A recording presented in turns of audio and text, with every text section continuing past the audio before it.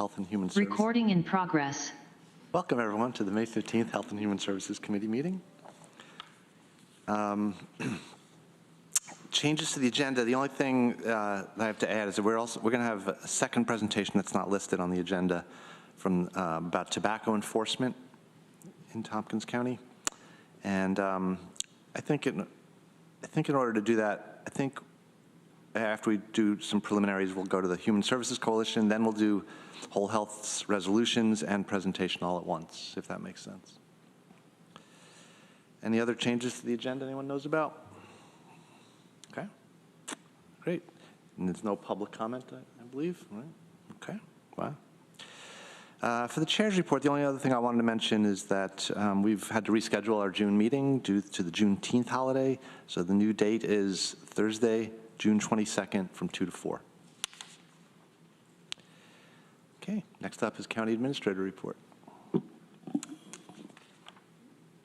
I'll be brief. I just, what may be of interest to this committee is that over the last week or so, I've been involved in several briefings and updates with NYSAC and the governor's office regarding the migrant situation in New York City and the potential transport of migrants upstate. Since Friday, the governor's office has taken strides to embed New York State employees in the city and try as best as possible to diffuse and assist in the greater New York metro area. So there are, as of yet, no imminent plans to transport migrants upstate. And I think they are working with the city to do a better job of planning and communicating in the event that that's to take place, and reaching out to counties who may be willing. So we're having internal discussions and discussing with our partners, and we'll certainly keep everyone informed as this situation unfolds. But as for right now, I think the governor's office, in coordination with NYSAC, is really working to do a better job of coordinating with counties and local officials prior to any planned transport of migrants to other communities. Thank you, Lisa. Any questions for our county administrator? All right. Thanks. All right, as I said, I think we'll switch the whole health after Human Services Coalition, which means we have Cindy Wilcox and John Mazzello from the Human Services Coalition that are here to talk to us a little bit about how they help us sort through not-for-profit organizations that are applying for money from the county. Take it away.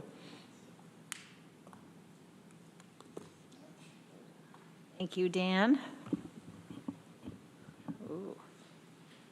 Oh, thank you. So thanks so much for giving us a little space on your agenda today. As Dan said, we're here to kind of give you a little refresher on the HSC's partnership with the county in the county-city agency review process. So, coincidentally, it's kicking off at 2:30 today. It's our first committee meeting, so we can't hang around after our meeting. We have to, or after our presentation, we have to scoot. So just as a little fun fact of history, we have been partnering with the county on, on many things since 1973, which is when we actually first started.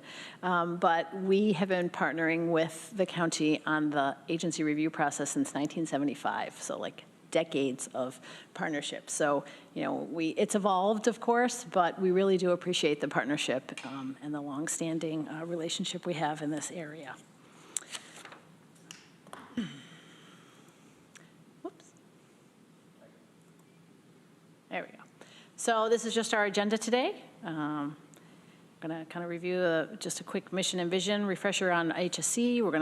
John's going to go through the process and the timeline. We're going to give you a little bit of information on kind of what we're seeing trends this year, and then answer any questions you might have. So the Human Services Coalition, of course, our mission is to enhance the delivery of health and human services in Tompkins County. And we do this through kind of four kind of major program areas that you can see here on the slide. I guess the message here is that we are many things to the social impact sector, and we do pride ourselves on being a diverse resource for organizations. And you know, obviously since 1975, we've grown in scope, but really all of our programs are kind of steeped in those tenets of collaboration and coordination and partnership. So, you know, with all of those partnerships that we have with counties and all of our other stakeholders, those are really important tenets for us. Hello. Okay. Well, I'll take it here for the next little bit. And as Cindy mentioned, thank you for the opportunity to speak today. It's always nice to see you outside of the EBC times when we're a little bit more number-oriented. So as Cindy mentioned, the Human Services Coalition has supported the county for decades, and we really have a number of goals that we focus on as part of this process, right? So first, to provide a structured process for organizations seeking county support, to consider each organization's situation, but also treat all applicants equitably through the process, so helping everyone to have that same opportunity, to help to leverage HSC's expertise and role in the Tompkins County Human Services sector. So Cindy mentioned, right, we've got those different programs, we have a role in capacity building, we have a role in lots of systems, and so how do we bring that expertise to this process? And then finally, to support you all, whether you're legislators or county administration or others at the county in taking what could be a messier thing and helping to make it work a little bit easier for everybody. I did want to remind you that Tompkins County Community Agency funding is a partnership between Tompkins County and the City of Ithaca. I did not, after discussing it with Cindy, I decided not to put the sales tax flow chart in my presentation. You're welcome. You're welcome. But it is, you know, 20% of 25% of 25% of 5% of something. So in any case, there is a significant city contribution to the process here through the county-city sales tax arrangement. And you can just see up on the screen there that in this current year, so last year's budget cycle, in this current year, about $400,000 was from city sales tax, and the county share on top of that was about $1.2 million, and that includes some target OTRs that were approved by the legislature in the fall.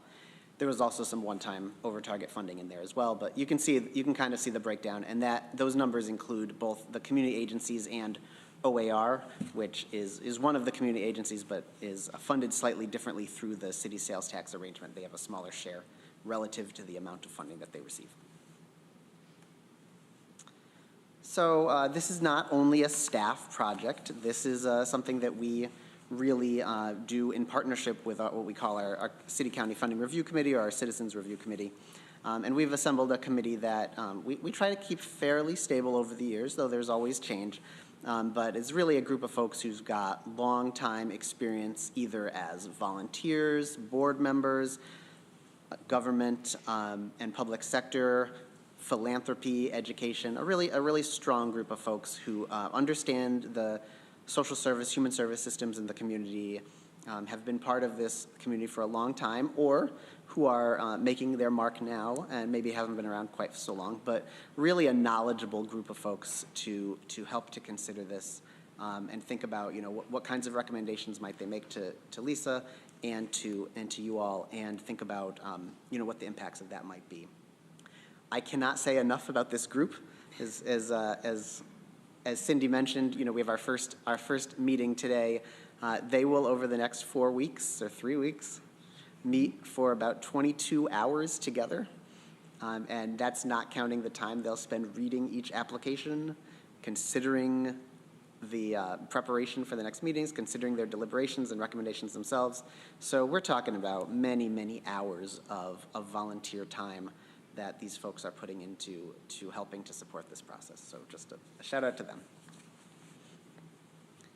Also, just for your reference, I wanted to show the agencies, just a reminder, the agencies that are supported through the community agencies line item in 2023, so this year. So these are the organizations that went through the process last year. And I also just want to point out that there is one other organization that is quasi part of this. So as part of the OAR's Sunflower House project, URO, the Ultimate Reentry Opportunity, also is receiving some multi-year support from Tompkins County. They were part of CCE. Now they're within the county administrator's budget line, but they will be for their third year going through our process and being housed within the community agencies line. So whatever else happens, we'll be welcoming those that organization in as well. So they're not here, they are not in the community agencies line for 2023, but they are being funded and they will be moving into it now that their home base of CCE is not where they are anymore. So just quickly want to share a little bit with you about the timeline that we go through throughout the year. And this is truly a year-long process. And you know, I wanted to put up on the top our approach. And I feel really strongly, I think we all feel really strongly that we are a not-for-profit ourselves. We're a partner with these agencies in the community of, you know, just like with the county, of trying to build a stronger human services sector. We really do not believe in a really strongly adversarial funder and funded organization relationship, and that's really not been the approach that I've taken as I've managed this process for the last 8 years. To really try to be supportive of the agencies, help them to really be their best selves in terms of building their capacity, helping them to be supported, and but at the same time, we are working with you, and we need to be good stewards of the public funds. We need to make sure that the agencies are accountable and responsible. If they say they're going to do things, we want to make sure that they do those things. So with that in mind, that is how really we try to approach this whole process. And so just to give you a sense of what we do throughout the year, over the last couple of months, we've met with everybody. We took about an hour or more in some cases. One person spoke for almost 2 hours. See how they're doing. How are things going? What's happening with agencies? Especially because we wanted to do that before the applications go out. You know, if any of you have written a grant or proposal, once you start doing that, you start thinking about how do I put this in the best possible light. We really appreciate honesty and transparency with our organizations. So how do we talk with them outside of the process? See how they're doing. Bless you. So once that was over, we opened applications, give everyone an opportunity to, in writing, and I'll share a little bit more about that, give their proposals for next year. And it is challenging sometimes to ask agencies to think about what does 2024 look like. But you know, we're all part of that same budget process, and so that's what we do. We're now in the May and June application review and deliberations. Our committee will meet with every agency starting today, talk with them, so they have the written and then a presentation together, not even a presentation, a meeting, a collaborative discussion. We'll make recommendations to Tompkins County in July, and then we'll review those with Lisa in August. Then we move into budget time, which you're all very familiar with. Once the budget is approved, then we work with county administration to help to develop some of the language that goes into the contracts with each of the funded agencies that include the expectations that they have and some of the scope of work that they do. And then we support Jesse in helping to make sure that they all get signed and back, and then we can support the agencies throughout the year if they've got any questions. They'll often come to us first, and we'll help them to see if they need to contact the county or if they, we might be able to answer some of those questions about funding and vouchering. Then we're already in January again, we start planning for the next round of process. And really that begins, I've already got my 2025 notes started, so it begins as early as possible. And then throughout the year, we are supporting agencies, checking in with them frequently, working with them on some special focus areas throughout the year that we'll talk about a little bit. And then working closely, especially with Norma and with Lisa throughout the year to bridge that relationship with the supported agencies. So one of the reasons that we were interested in meeting with you and really making sure to connect with all of you is in thinking about how organizations apply for funding. And so historically, the county has been the way that new organizations have entered the process. So typically, over the years, we have received referrals from the county throughout the year. It might be from legislators when you've had a conversation with an agency and they have an idea, or someone's approached you and says, hey, how can I access county funding? It might be through someone who's reached out to county administration. Occasionally, someone might reach out to us directly. And then we sit down with each of those organizations, and we talk with them, and we help them explore whether it makes sense to consider applying. In some cases, they decide not to apply. Just as some examples, in the past year, we had one that decided, oh, maybe it makes more sense to go for youth services in the future. We had one who said, oh, I think really actually what I should be doing is applying for the Tompkins County Recovery Fund. So we had other ones where they say, you know what, I was curious about this, and thank you for answering my questions. This is not something that we're really ready to do at this point. So we help organizations to think about whether they'd like to apply. We support every new applicant as they go through the process. We'll meet with them again. We'll go through the application. We'll talk about how things work. I had a conversation with URO recently about what is an OTR. They are getting one, and we were explaining it. So it's it's helpful to think about the language is different, and for new organizations, we want to make sure that they've got the same baseline of understanding that some of the organizations that have sought funding in the past have. And then we take particular care to support new directors. Over the last 5 years, I'd say, most of the agencies have turned over directors. I think that's pretty safe to say. We've had a lot of turnover. And so to be able to support them and help them to feel like they can move into this with the full knowledge that the previous person had. And for some of the organizations, this can be a fairly significant portion of their budget. So we really want to make sure that they understand and they are aware of what's going on. So if there's anything to take out of this meeting, it's as you're meeting with organizations throughout the year, even though our process is happening now, or this part of the process is happening now, definitely make those connections with us. Reach out to us. Let us know if you're talking to an agency, because this is the way that new organizations can get into the process. And we can have those conversations even in the kind of off season so that they're ready, and then we'll get them the materials when it's the springtime again and we're moving into the budget time. So just share with you a little bit about what we ask when we do an application process. What are we talking about? So we have both that written part and then also the in-person time. So in the application, we ask organizations to share a bit about their mission and their activities. How are they going to use the funding? What are their demographics, including what is pretty unique for us in this process. We ask for a breakdown by municipality. And I'd like to share that. I don't always share that, but I think this year in the budget presentation, I'd like to share it just so you can see the kind of the wide range of folks across the county who are served by the different programs. We ask them to describe what they'll use the funding for, if they've got any one-time requests.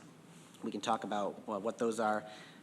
We've been increasing our focus on program outcomes, that both what they've achieved over the past year and they expect in the next year, and then to share some about their work in diversity, equity, and inclusion. We also, for anyone who has applied in the past and is reapplying, we often will, or always now, include agency-specific questions that are following up on either initiatives that they said they would do, or challenges that they mentioned last year, or things that we know are important to them. So it's a way of getting some accountability in terms of our past funding, or your past funding, and to be able to bring that in, as well as the other check-ins that we do throughout the year.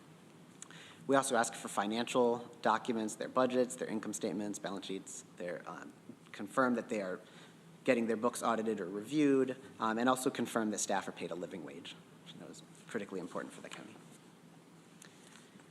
And then they also do the face-to-face, and I like to think this is not too stressful, but I don't know if they think that. We try to really keep a collegial environment, have an opportunity for folks to sit down and answer questions from the committee, have a conversation about their successes, some of their challenges. That's really an opportunity for us to really know what's going on with those agencies. And we ask a board member to be there as well, and give them an opportunity to share their board's perspective, as well as get a sense of what is it like for their staff who are engaged in this. Many of us are part of boards of organizations, and you don't always know what the staff are going through in order to secure the funding. So it's an opportunity both for that learning and that sharing of their own knowledge there. And then finally, as part of the review process, the committee will deliberate and think about, how do we take all these requests and fit them into the target? Potentially, might we have a target or a one-time OTR request or more? So they'll think about that. They make recommendations out. HSC's board of directors will approve those, so they come from HSC as an organization, and then we share those with county administration and talk about those in the summer with Lisa. We'll report back on any previous OTRs, and then we do our presentations to the budget committee in the fall. So the busiest time, I would say, is the 6 months between February, March, and you know, in the end of the summer. But really, as you can see, we're working on things throughout the year. I'll turn it back over to, to Cindy. Yep, to Cindy.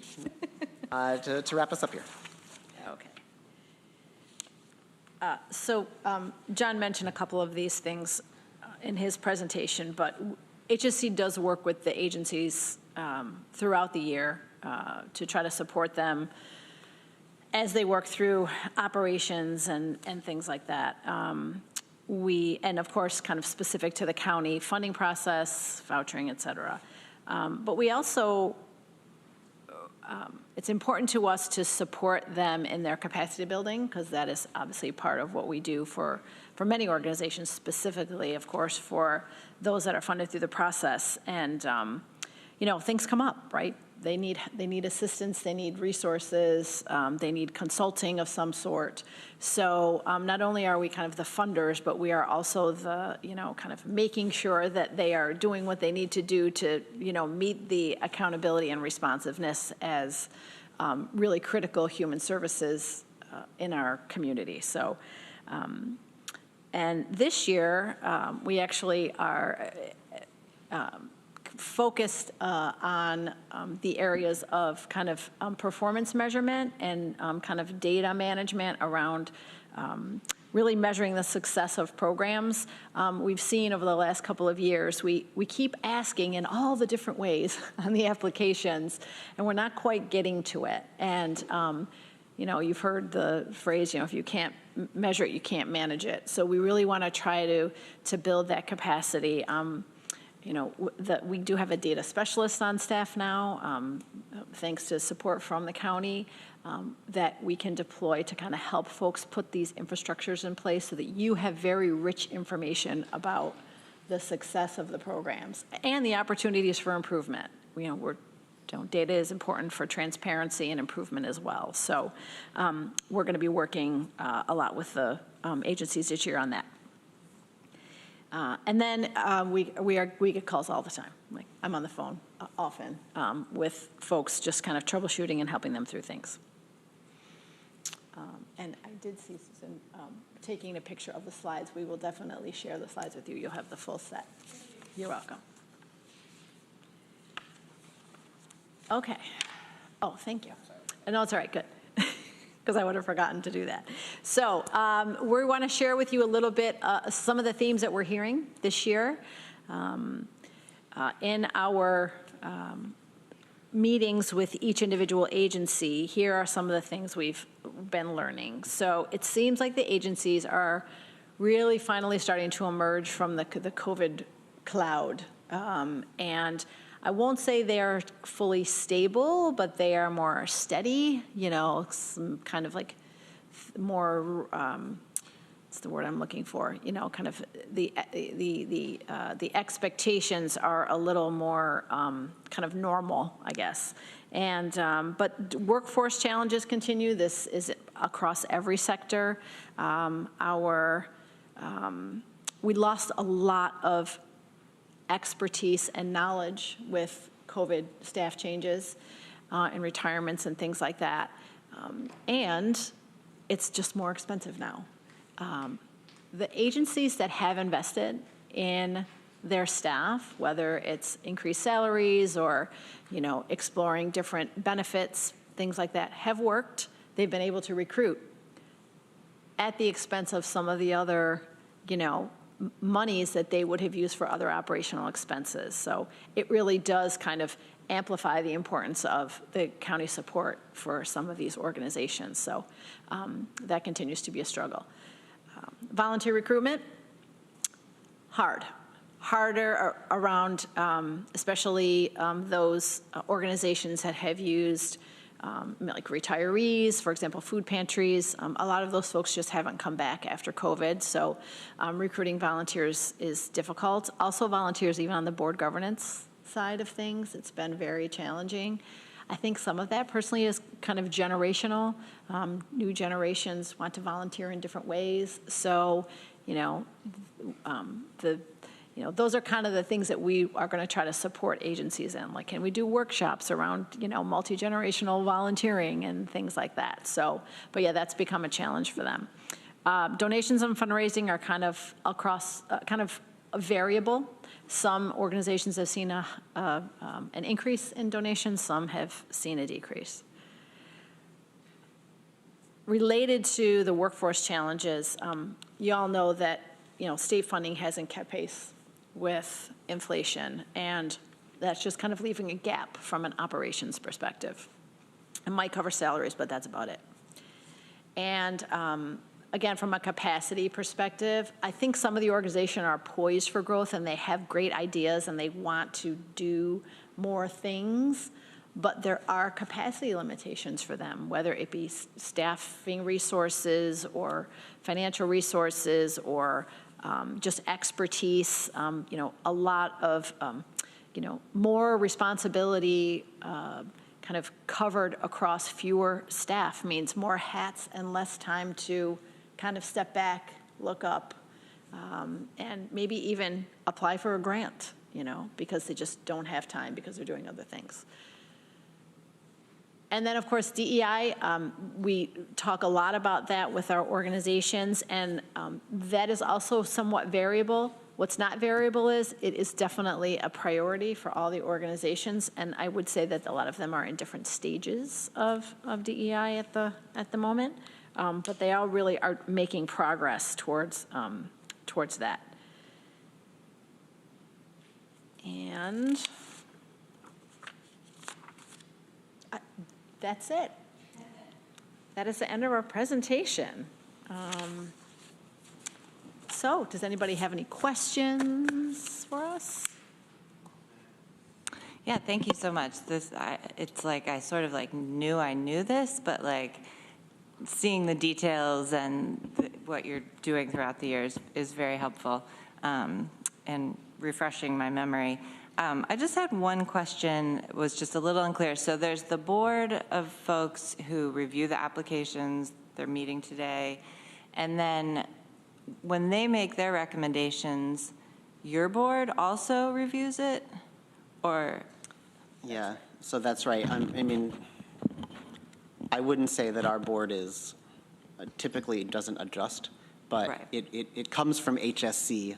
Right. So that the review committee is a committee of our board. Okay. So, just like here, right, Yeah. it goes from the committee to the board for. But it's also, so it's having that one more step of oversight right, yeah. from you all. Yeah, okay. That's great. Well, thank you. Other questions, comments? Randy? Thank you very much. How do you hear about the need? Do you hear it from all the organizations? Have you heard it's changing, or the need is greater from all of them? I mean, just getting a feeling for that.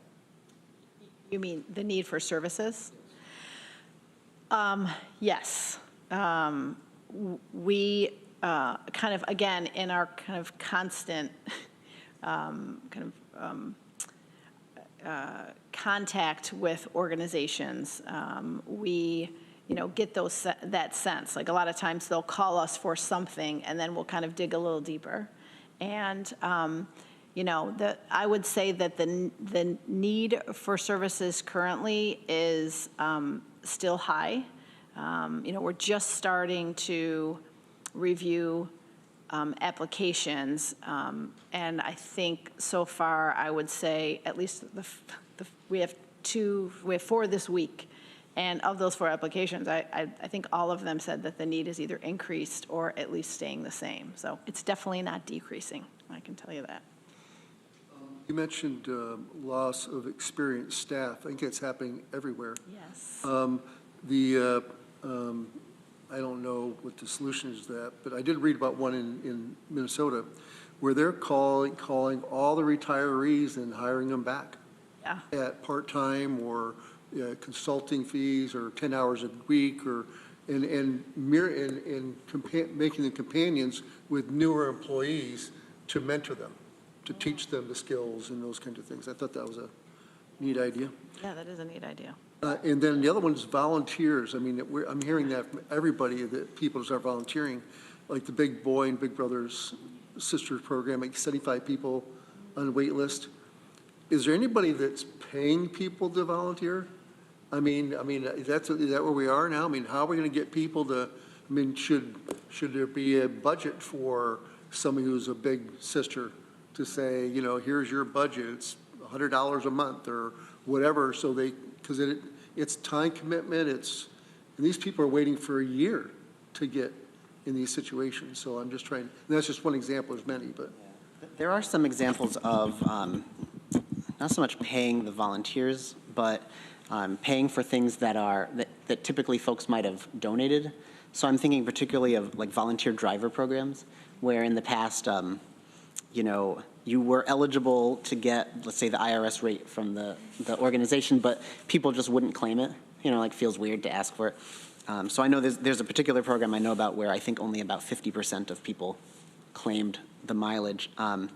And now it's like, no, I think we should push that more, because you also don't want someone out of the generosity to then burn themselves out or, you know, start to go into the hole. So we see that, or other costs associated with, you know, with volunteering. If you're you know, a big brother or big sister and you have costs associated with that, and I don't know, you know, the details of that program, so I don't want to speak about that one. So we're seeing that a little bit. We've also seen some programs, I don't think any of our agencies, but some of our programs moving things that were volunteer-led to, unfortunately, you know, having to move them to being covered by staff in some way, just because, you know, it needs to get done, or it might be more possible to recruit a staff person with money for pay than it is to recruit a volunteer who's able to give the time that it might take to do whatever the task is. But to Cindy's point, I think as well, we do see differences in terms of what folks are looking for. Some people, right, the classic example was always like, someone was supposed to lick the envelopes and put the stamp on, and they don't really want to, you know, have a decision-making ability. And then other people don't want to do that at all. They want to be involved in figuring out how the program should go. And so I think the challenge has been, coming out of COVID, you know, in reading our applications, talking with agencies, thinking about reframing some of their volunteer opportunities to either reflect fewer but deeper commitments, or just to be just different ones entirely. Yeah. I also think organizations, there's some opportunity for us as a sector to think differently about how we support volunteers.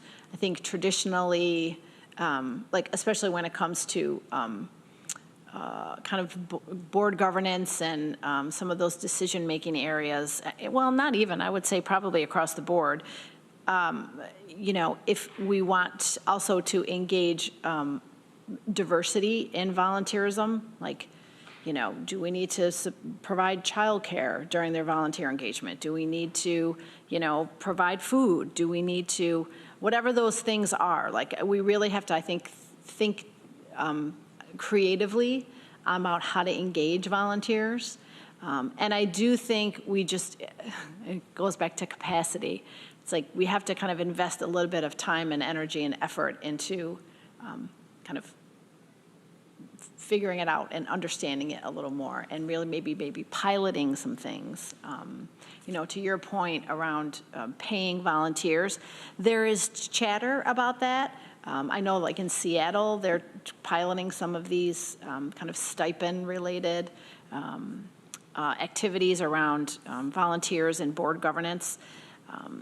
You know, there's conversations, you know, but I don't think we've seen anything gain a lot of traction. The one thing we have seen here related to that is, you know, for organizations that want to have somebody, and it's almost everybody at this point, someone with lived experience in some way on their, you know, either as an advisor, but there's been a change in, you know, just asking that person or people to be there with all the other paid folks and not receive any compensation, to, I think, a growing understanding of that as being a leading practice, to say, no, if we want you for your expertise, that expertise has value. And so we're definitely seeing that kind of approach. either as a stipend or in more and more cases now we're just paying, some kind of rate for that. So that's kind of heartening and also not, trying to address some of the imbalance that you might see between staff and community members or between, groups that were historically service recipients and are now moving into the advisory role. So that is one area that we are definitely seeing. Thank you. Other questions or comments? Well, I'll just mention, having been involved with the Community Recovery Fund here at the county the last 8 months or so, I've come to understand even better that it's not easy to give away money. I know it sounds like a joke, but I know it's not. And I also wanted to say that we only hear good things. I only hear good things about your program and your process, and that says a lot, because word gets around otherwise. So that's my input. Any last thoughts? All right. Well, thank you. Thank you. Got to run to your next meeting. Start or present and run. Good. All right. We're now going to move into the Department of Whole Health part of the agenda. And let's start with the presentation, if that works. Do we have, we have Frank Krupa here. Hi, Frank. And we have Liz Cameron, and is Skip Parr here too? Yep, I think I see Skip. Thank you. And Liz and Skip, do I understand it correctly? You're at a conference somewhere? It hasn't started yet, but yes, we're at the location of a conference. Where are you? Blue Mountain Lake at Minnowbrook Conference Center in the Adirondacks. So Lucky you. yes, Amanda, yes. Amanda just left the room. She's on her way. Yeah, I'm there. Okay, well, I'll start it with whoever needs to start it. So, Department of Whole Health, you're here to talk about tobacco enforcement in Tompkins County. You're on. So Frank, are you saying something? Yeah, I'll just jump in real quick and then get out of the way. Dan had asked that we talk about the tobacco enforcement work that's been going on, and I think folks are aware that the Board of Health has been grappling with this issue as well. And so Liz Cameron, who's our Director of Environmental Health, and Skip Parr, as a senior environmental health specialist in our environmental health division, they lead and run the enforcement process and have a presentation to share about where we are related to tobacco enforcement and perhaps some of the challenges we're facing. So I'll turn it over to them. So we have a few slides, so I will try sharing my screen. Hold on just a moment. So that's that. So I want to share this. Which one do I want to share?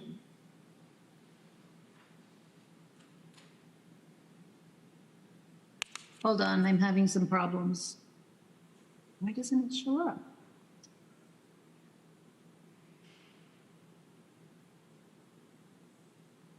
Shoot. I'm not seeing the screen that has our slides on it, unfortunately. If it would be helpful to you, we can do some of the resolutions and come back to you in 5 or so minutes. Would that be helpful? Why don't you do that? Okay. Very good. Thanks. Sorry. No problems. So we are we're still with the Department of Whole Health. We have 2 resolutions. The first resolution, authorizing the salary for position above the salary range, Medical Director, Mental Health. Would somebody like to move that? Amanda's moving it, and Randy's seconding it. Frank, would you like to say anything about this? Sure. So this is our medical director position at the mental health clinic.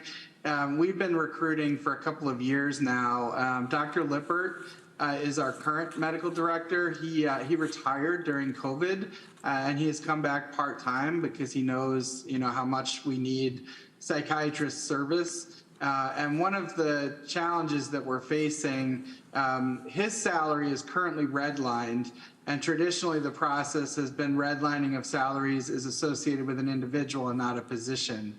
And I believe the actual salary for the medical director on the scale is like $130,000, which nobody's even looking at our job posting because that salary is not close. Dr. Lippert currently makes about $247,000, $250,000 at a redline salary, and even that salary is not competitive in the market. Currently, the state actually has headhunters calling Dr. Lippert and others to come work for them for close to $300,000 annually. And so in order for us to be competitive, we need to move that salary up. And so that's what you see in this resolution. And it will increase Dr. Lippert's current hourly rate, but more importantly, it will allow us to actively recruit at a higher salary to try to find a long-term replacement for him in our medical director role. Thank you. Questions, comments? Randy? Yes, thank you, Frank. What are the responsibilities of this position? So the bulk of it is actually seeing patients in our clinic as a psychiatrist. Beyond that, the medical director is responsible for oversight of our nurse practitioners, of which we have 2 on staff. So that position has to provide medical supervision for those 2 nurse practitioners, as well as play a role in our forensics work. So the psychiatrist is one of 2 that does competency reviews, evaluations for folks that the court sends to us. They're also involved in AOT orders and other forensic-based services that are needed for the medical director, which is part of what makes the position difficult to recruit for in the best of times. But that's the main 3 areas they're responsible for. And is this role state mandated in some way, or? It's state mandated in that we have a clinic. And in having the clinic, we have to have a medical director associated with it, as well as the nurse practitioners are required to have a psychiatrist provide oversight to them. So because we have a clinic, the services of a psychiatrist are mandated. Thank you. Other questions or comments? Okay, ready to vote then? All in favor? That is unanimous. Thank you, everybody. And then the other resolution is scheduling a public hearing for New York State Community Development Block Grant number 1144WS131-20 Septic Upgrade Program. Somebody like to move that? Amanda moves. Travis seconds. Thank you. Discussion. Frank, did you want to say anything about this one? Sorry. I was hoping Liz was back. Oh, yeah. Okay. Yeah, I can say something. So we have a community block development grant for that is allowing us to give on-site wastewater treatment systems to qualified people. And part of the requirements of that grant, there was a public hearing at the beginning when we got the grant, and then we have to have one at about 75% of the way through. So this is scheduling that public hearing. Thank you. Any other discussion? All right, let's have a vote then. All in favor? That is unanimous. Thank you. Okay, Liz, how do we do? Did you locate it? Yes, I'm going to share before I lose it, if that's okay. Yes, you're on. You are on. Okay, so now I hit, oops, oh goodness. So I can go, all right. We just have a few slides. I think Skip is going to start and give an kind of overview of our program, and then I'll discuss some of the issues with enforcement. And Holly was unfortunately not able to be here today, so she won't be participating. Now, how do I do the next slide? Okay. So good. Thank you, Skip. Good afternoon, everyone. Sorry for the technical delay. No problem. I'm just going to give a quick overview of the ATUPA program. So ATUPA, for those of you who don't know, stands for Adolescent Tobacco Use Prevention Act. And so the work that we do in environmental health is granted through public health law, which is Article 13F, which is the ATUPA law. So what we do in terms of the program, it's a New York State-based grant program. The majority of our focus is on compliance checks at retailers that sell tobacco products. And we do what we call adult checks, which typically that's with health department staff going out, doing an inspection of the facility. And as of late, we have been trying to purchase prohibited product, which is flavored vape product with nicotine. In addition to that, we do what we call minor checks, where we work with an individual under the age of 21, and we have them attempt to try to purchase tobacco products without showing proof of age. In addition to that, we educate facility operators, retailers. We respond to public inquiries and complaints. And when we do find violations for underage sales or sale of flavored vape products, we do take enforcement action. And of course, because it's a state grant, there is some reporting requirements that we put together. So in terms of current environmental health division enforcement, our focus has been primarily on flavored vapor product lately in terms of enforcement actions that have been taken. So back in May 18th, 2020 is when the state passed legislation prohibiting the sale of vapor products with nicotine that contain any flavoring other than tobacco, which the timing of that happened right when we were in the height of COVID.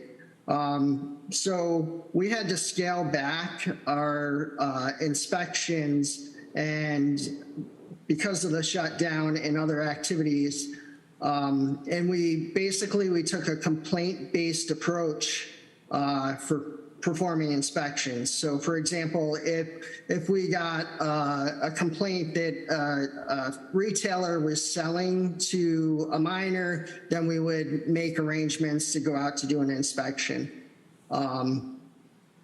As of now, we have 57 registered tobacco retailers in Tompkins County.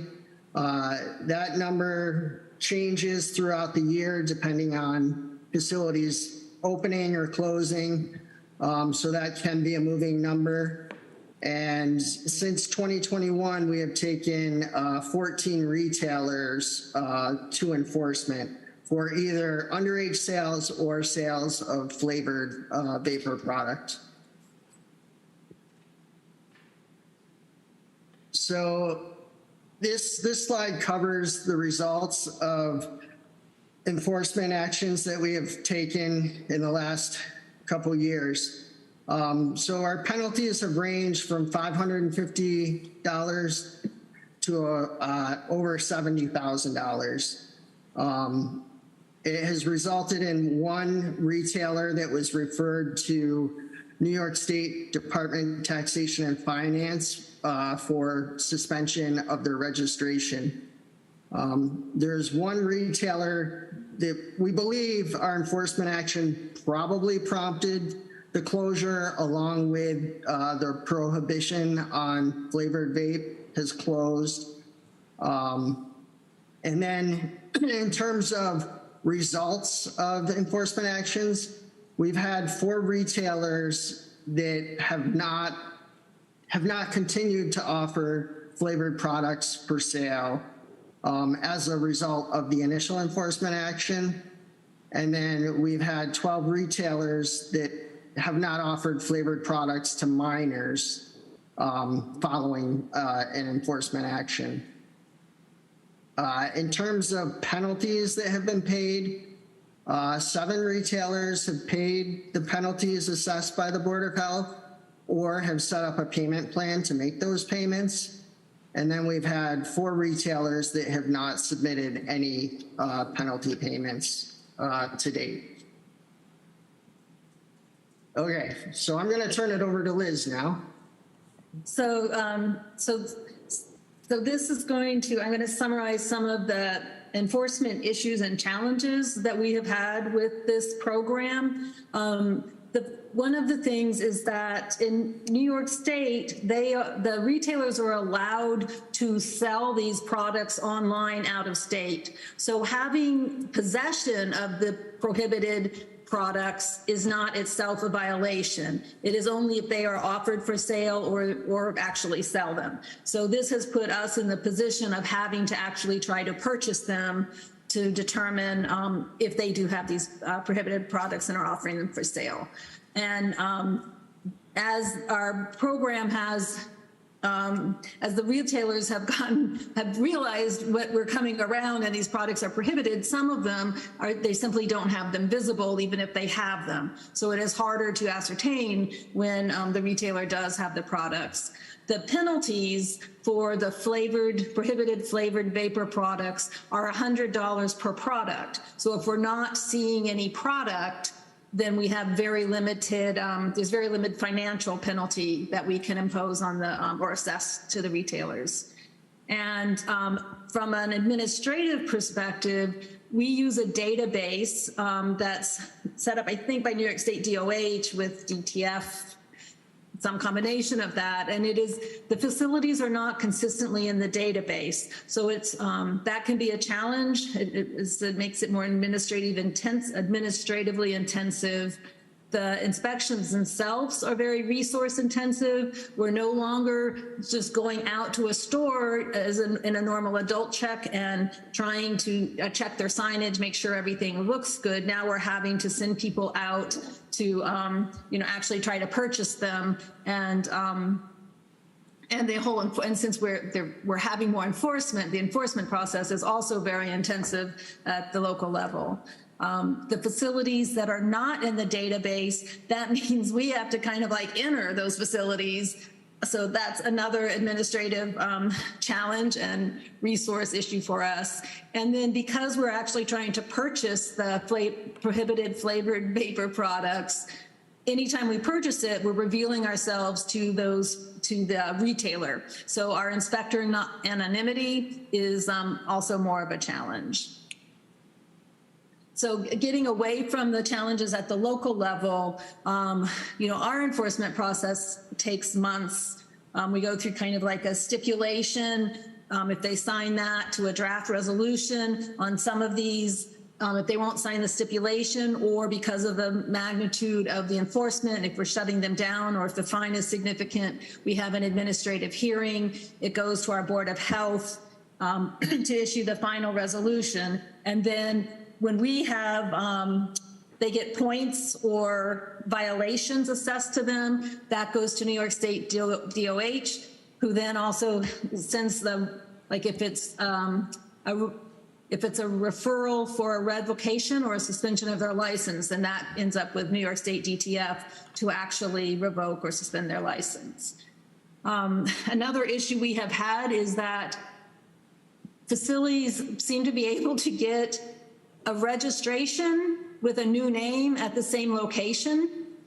So that is complicating enforcements. And at least one retailer had appeared to have 2 active registrations for the same location with different names. And then when we took enforcement, we're no longer taking enforcement on a violation. Instead, it's this new facility. So it's a whole new enforcement, which doesn't, so then the facility isn't, it's not a repeat violation for that facility. So that's been a challenge. And we have assessed some significant penalties before retailers started hiding their products more, but we have really no recourse if they don't pay their penalties. With other programs, we issue an operating permit, and then we can revoke the permit or do other things. With that facility, we have more authority, but all of the authority for actually compelling a facility to discontinue sales of prohibited products is with New York State DTF. So I think that's, whoops, yeah. So that's the summary of the issues we have with our ATUPA program.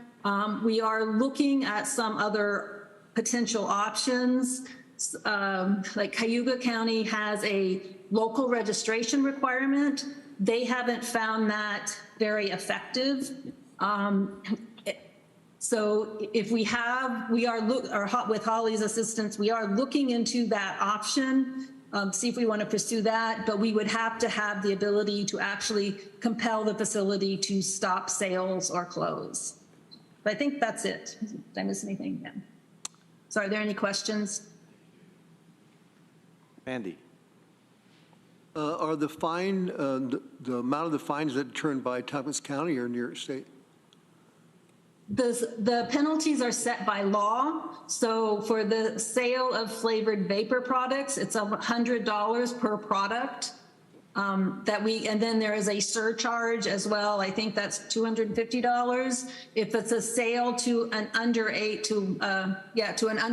person, then that fine is somewhat higher, but it is set by law. Yeah, 70,000 seemed like a lot for one entity, but that, I guess, it must be a lot of products.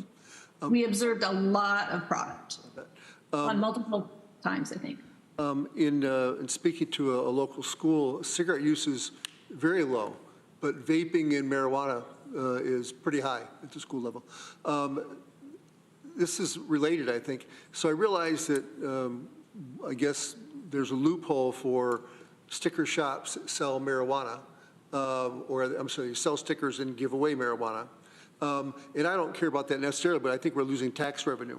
In these shops, there's one in Newfield, maybe another one coming up in Newfield, and they're frequented by young people as well, but there's no jurisdiction for you in that? No, the Department of Health isn't involved in the enforcement on the cannabis sales. So it's just a loophole and they're in it? Okay. My understanding is something just happened in the state budget to close that loophole.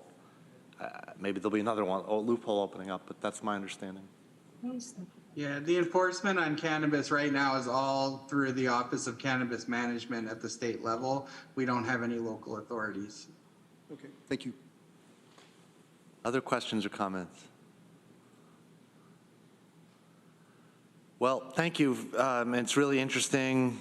It sounds like a cat and mouse game. It's kind of frustrating. But thank you for persisting in trying to enforce the law, and let us know if there's something you want that we can help you with. Okay, thank you. All right. Thank you. Frank, is there anything else from Whole Health that you wanted to say before we moved on? Nope, I'm all set. Thank you, Dan. Okay, you're welcome. Thank you.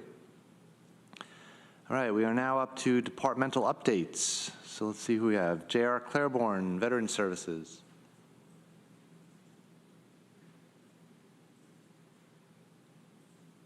All right. Good afternoon, everybody. Good afternoon. All right. Just a couple of things my way. One is I want to say, I'm sure Lisa will talk more about this, but I got to participate in COFA's open house this past Friday and represent my department and share some of the things that my department does. And I will say that it was my pleasure to get to meet in person this time our new legislator Curry. So thank you. And also thank you to Legislator Stein and Corman for stopping by my table. It was pretty cool to be able to talk to them about things in the midst of everything happening. Of course, you know, Memorial Day is coming up at the end of the month. I will be having a resolution in the works for your next full meeting of the legislature. And I should bring that up to your attention in particular to share that that weekend is when the distribution of flags takes place, where flags are distributed through the various veteran service organizations to mark the graves of veterans across the county. And that the purchase of those flags is supported by the legislature. So thank you on behalf of our veterans community for that. And that's it for me. JR, questions or comments? All right, thank you. Thank you. Let's see, is Kate Shank's booth here? County Youth Services? Yes, I am. How y'all doing? Just a couple things. We're doing our municipal youth service event. We have finally been able to get this on the books. It's going to be this coming October 12th, which is a Thursday. There'll be more information to come, but save that on your calendars. You will be receiving invitations to that. We are also going to be providing, I think it was last year in 2020, we did our first training for our municipal youth service system for our commissions. We did some work with them around DEI. They received that really well, and it was really well attended. And so this year we're going to be doing training for them on June 14th around CSEC. It's going to be June 14th from 6 to 7:30. It's going to be online. Just we're inviting them to sort of come and talk to Lynn Stack from the Advocacy Center to sort of get an overview of what's happening in Tompkins County, show them what to look for, and just continue to push that message out to the more rural areas of our county. And then I have some really good news, not specific on the date yet, but we are going to be bringing the documentary that I mentioned, I think at the last meeting, Anxious Nation, for a free screening to Cinemapolis. Early June is what we're looking at. So we've got a couple of details to figure out, but we will again invite you to that. It is also available if you are interested on Apple TV and I heard Amazon. You can also purchase it for streaming. So if you are interested, I've heard several people say that it was really really well done. So we're looking forward to providing that opportunity to folks in our county. Thank you, Kate. Any questions or comments? All right, thank you. Yep. Next up is Ken Clark, Office of Human Rights. Good afternoon. Just several things to report. We are working on several programming projects that will launch over the next several months. An upcoming Asian American Pacific Islander program for this month, the LGBT Pride Month event on June the 14th, Juneteenth events working in conjunction with the city and including also Southside Community Center. A fair housing event that we are co-sponsoring with the State Division of Human Rights. The State Division has been moving around the regions of New York and hosting fair housing events, and ours will be the second or the third of these regional events, which will cover by the end of the year the entire state. And we are also working with our Civic Engagement Coalition to plan to celebrate Democracy Day at Southside on August the 6th. I may have mentioned this in a prior meeting. That we chose August 6th because it is the date that the Federal Voting Rights Act was signed into law in 1965, aspects of which have been gutted by the Supreme Court in a Supreme Court decision over a decade ago, and there's been much movement afoot to try to restore those key provisions in the Voting Rights Act. I was invited last week to participate in an event last week, May 10th, that the State Division sponsored with several other state agencies called New York United. It was focused on ways to combat hate and discrimination. It was held at John Jay College of Criminal Justice in New York City. Keynote speakers included Governor Hochul, former U.S. Attorney General Loretta Lynch, and Lieutenant Governor Delgado. It was really an excellent conference that brought together human rights workers, community-based leaders, activists, faith leaders, state, local, and federal partners. I had received this invite because I serve on a State Division Hate and Bias Prevention Unit Regional Council. But it was good to be back on the road for the first time in 4 years. We see now, as we're moving well into spring, that complaints are upticking, which is to be expected. It's a very normal trend for us in the office.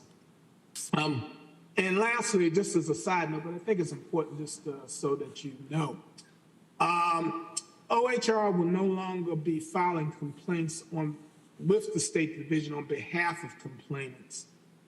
We will be receiving them and helping, advising people as they prepare their complaints, but we will not be filing them on behalf of complainants.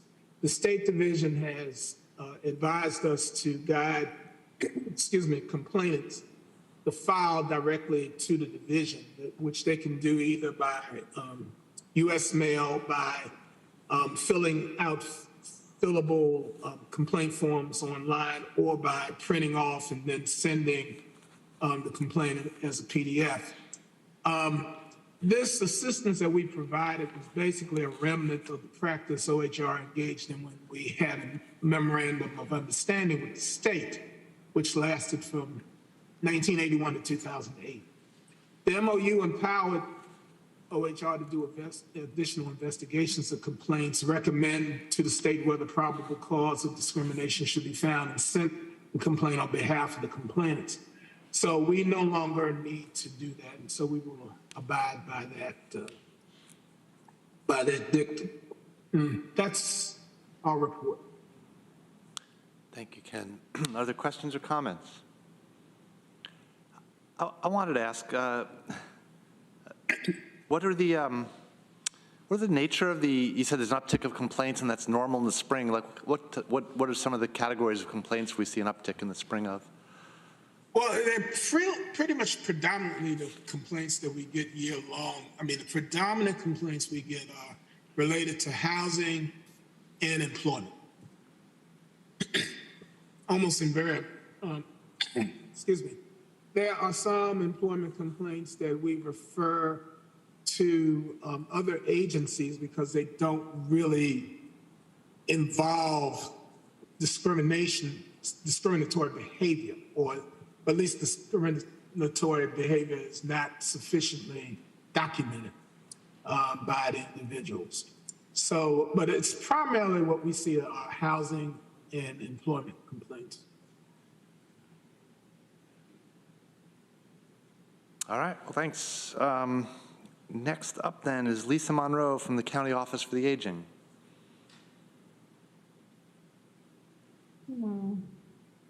Hi, I'm here. I don't know if my video is working, yes, we can see you now. Okay. I really don't have anything to report. I will say thank you, since JR mentioned the open house. Thanks for everybody that came and joined us and participated. It was a nice event, so thank you. Questions or comments for Lisa? I thought it was a really nice event. I went last year. It seemed like a lot more people there this year. It was very festive. It was like a party. I went into one room, there was a bunch of people sitting around, sitting around talking and eating, and then in another room was like a real party. There was like different things going on in different rooms.